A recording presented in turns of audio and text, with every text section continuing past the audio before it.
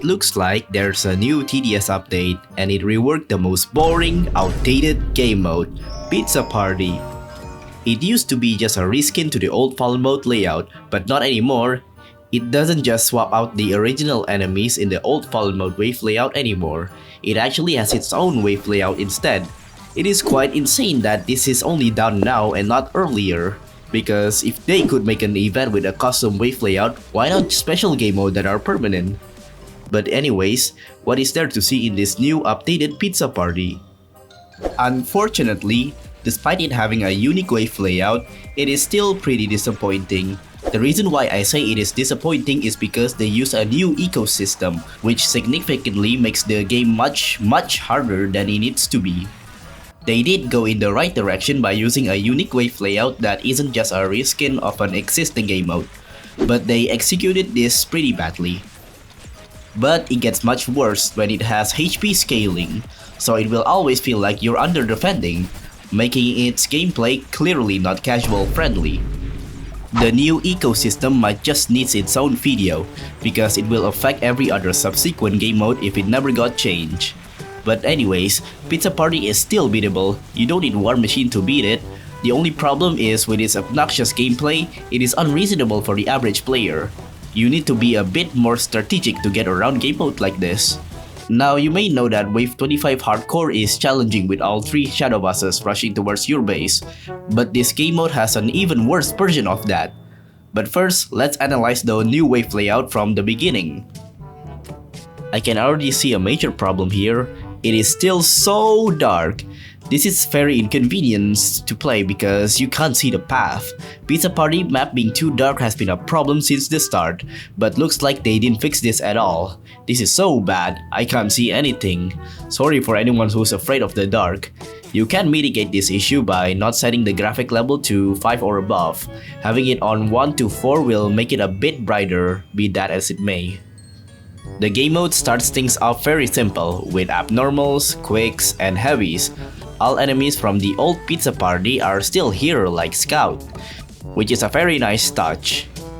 The newly added HP scaling makes all enemies significantly harder to beat. The accumulating amount of HP from each enemy requires you to bump up your defenses even more than old Pizza Party. Hidden enemies appear really early in this game mode. There is one on Wave 8 where an old enemy has returned, which is Ghost. It appeared during Halloween events, and now it makes a comeback in this game mode. There are more old enemies that return in this event, which is great. Utilizing previous event enemies for special game modes like Pizza Party can help make the game mode less stale. Another example of old enemies will be Citizen Plush at Wave 14, which originally appeared in Lunar Overture. It still has that goofy animation. They put Shotgunner pretty early. It now appears in Wave 15, so be careful now. You got a pretty tanky enemy appearing in waves like this. You really need to utilize farm because tanky HP enemies appearing this early with a new ecosystem really screws you up a lot. Or you can just use Molten Monster. Marionette appears in the next wave, which also debuted in Lunar Overture. They have extremely high amount of defense, that is 100%. This is just like Vindicator. Meaning you only do half damage to this guy, so you better get a fast fire rate towers to counter them, or you can also just use Pyromancer to reduce their defenses. Wave 18 introduces the average TDS player, I mean Clown, which has the ability to debuff tower fire rate by 200%, making them slow firing. Clown also debuted from Lunar Overture. A lot of enemies that are being used here are from Lunar Overture, which makes sense given the nature of Pizza Party being a FNAF-inspired game mode. Now this is the Wave 25 Hardcore equivalent wave in Pizza Party because there is 5 flat enemies with a high amount of HP that you need to kill. This is the wave that will screw you up if you're not preparing any lead-piercing tower defense. I would use a Pyromancer for them, but you should not forget that the Knight from Lunar Overture does stun tower when they get too close. So if Pyromancer gets stunned and you don't have a backup lead-piercing tower, you might be doomed. Monkey is still here in Wave 21. They have aggro with more HP. They're meant to be used as a distraction. This is where the explosion tower like Mortar shines a lot. You better bring Mortar for this game mode or you get overwhelmed easily. You thought Knight having lead was bad? Well, look at this guy, Cobalt Guard. It has lead and high HP, so you really need a tower that can pierce lead. Very fun. This is why you should bring Engineer to counter these lead enemies. You could also use Military Base to counter them if you don't have Engineer. Next wave have Commander, which function the same as before, boost other enemies' speed. Now you gotta be really quick to handle these towers before you're completely overwhelmed by its ability to speed up enemies. Stalling Tower have little effect on them since it is a boss enemy after all, but it also has no freeze, so Freeze Tower don't do anything at all. Now behold the Sock Puppet. It's so damn fast, it just zooms through your defense. This is so stupid, considering it's hard to prepare with such a bad ecosystem. Plus, there's also HP scaling which makes this enemy even more tanky than it needs to be. Wave 28 introduces balloons, which when you hover over them, you don't see any of its stats. So they still haven't fixed the issue with balloons yet. This is so stupid. This is where you need to get flying defense now, so having Ranger and Mortar would be nice. Watch out for the next mini boss in Wave 30 because he can stun towers as well. I'm talking about the minigunner, of course. Ranger is a great counter to this since it can't get stunned. If you do manage to kill it, I have to break it to you that there is still a hard wave other than the final wave. And you really need to worry about it.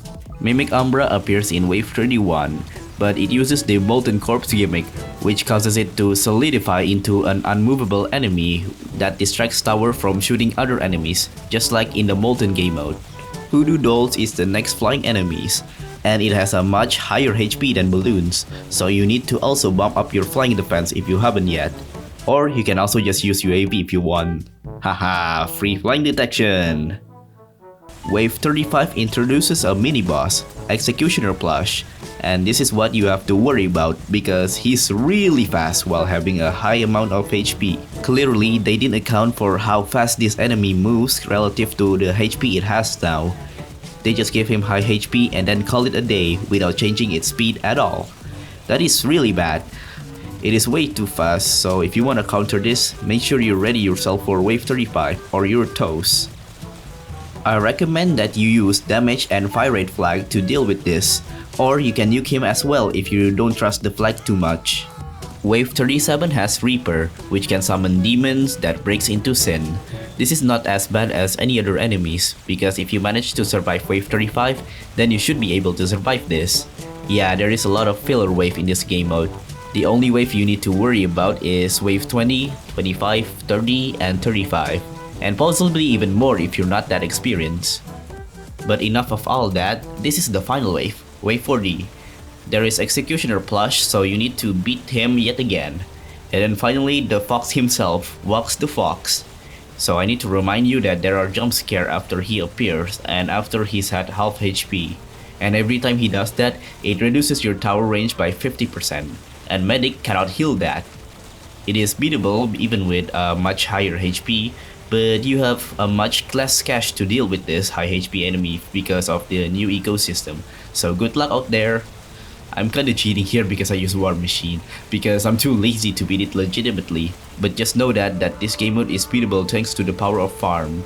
Could you beat this without any eco tower? I don't think so.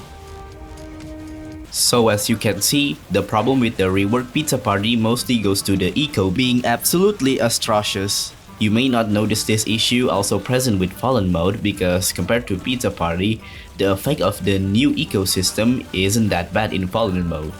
But it is still an issue nonetheless. The easiest fix to the eco issue will be just to revert it to the old eco if changing how the new eco work isn't as fast and easy option for the developers. The old ecosystem isn't perfect, but it is much better than whatever the new eco is. But if they do not want to revert to the old ecosystem, I guess they can just increase the wave bonuses. This bad eco issue affects Lost Soul really badly. You can't even win Lost Soul at all because you're lacking defense when 4 of your tower slots are forced to be Scout, Shotgunner, Commander, and Minigunner. You probably could beat it with Molten Monster, but I don't know. I never seen anyone beating Lost Soul in this update.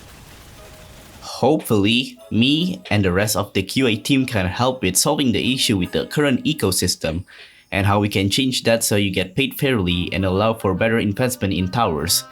This is also important for future game modes, and especially Badlands and Polluted Wasteland that is probably gonna get a mini rework soon. But that's all I have to say about this new TDS update. I just want the ecosystem to get changed to be better suited for the amount of HP the enemy has in the new pizza party. If you enjoy watching this informative video and want to see more, I appreciate if you like this video and subscribe. And as always, thanks for watching.